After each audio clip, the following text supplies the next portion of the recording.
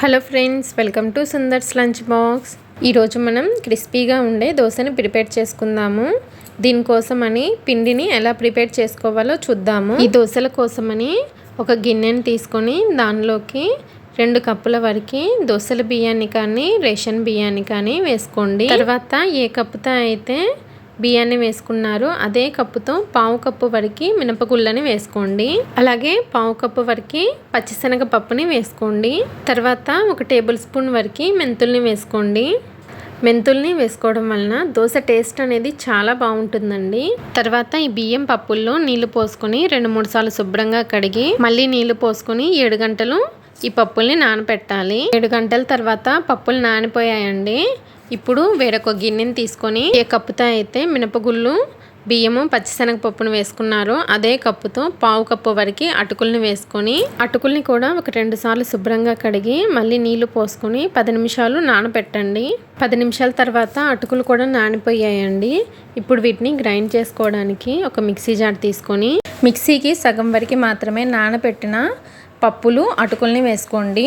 పప్పుల్ని వేసుకున్న తర్వాత కావలసినన్ని నీళ్ళని పోసుకొని పిండిని లైట్గా బరకగా ఉండేట్లు గ్రైండ్ చేసుకోండి.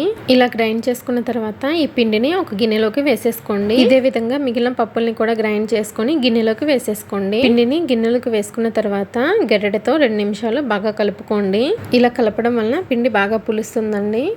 ఇలా కలుపుకున్న తర్వాత పిండి పైన మూతను పెట్టేసి కనీసం 8 గంటలు లేదా ఫుల్ నైట్ పులియనివ్వాలి. 8 గంటల తర్వాత పిండి చూసారు ఎంత చక్కగా పులిసిందో. మీరు పిండిని వేసుకునేటప్పుడు పెద్ద గిన్నెలో వేసుకొని పులియ పెట్టండి, లేకపోతే ఇక్కడ చూసారు కదా ఇలానే పొంగిపోతుంది.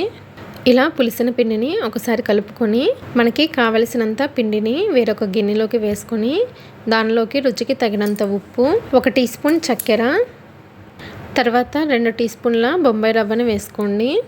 తర్వాత మనం వేసిన ఉప్పు, చక్కెర, బొంబాయి రవ్వ పిండిలో బాగా కలిసేట్లు ఒకసారి కలుపుకోండి. ఒకవేళ పిండి మీకు గట్టిగా అనిపిస్తే కొద్దిగా వాటర్ వేసుకొని పిండిని గరిటె జారుడుగా కలుపుకోండి. ఇలా కలుపుకున్న తర్వాత పిండిని ఒక 10 నిమిషాలు పక్కన పెట్టండి. 10 నిమిషాల తర్వాత రవ్వ నానిపోయిందండి. ఇప్పుడు పిండిని ఒకసారి కలుపుకోండి. పిండి రెడీ అయిపోయింది కదండి. ఇప్పుడు దోశలు వేసుకోవడానికి ప్యాన్ పెట్టి ప్యాన్ని మీడియం ఫ్లేమ్లో హీట్ చేసుకోవాలి. ప్యాన్ వేడైన తర్వాత దీనిపైన కొద్దిగా నీళ్ళని చిలకరించుకొని టిష్యూతో కానీ కాటన్ క్లాత్తో కానీ క్లీన్ చేసేయండి. తర్వాత ఫ్లేమ్ని లోలో పెట్టుకొని 1 నుండి 1.5 గరిటెల వరకు పిండిని వేసుకొని వీలైనంత పల్చగా పిండిని స్ప్రెడ్ చేసుకోండి.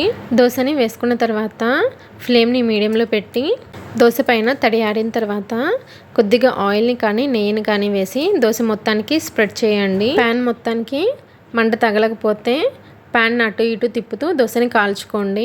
దోశ ఎర్రగా కాలిన తర్వాత చూపిస్తున్నాను చూడండి.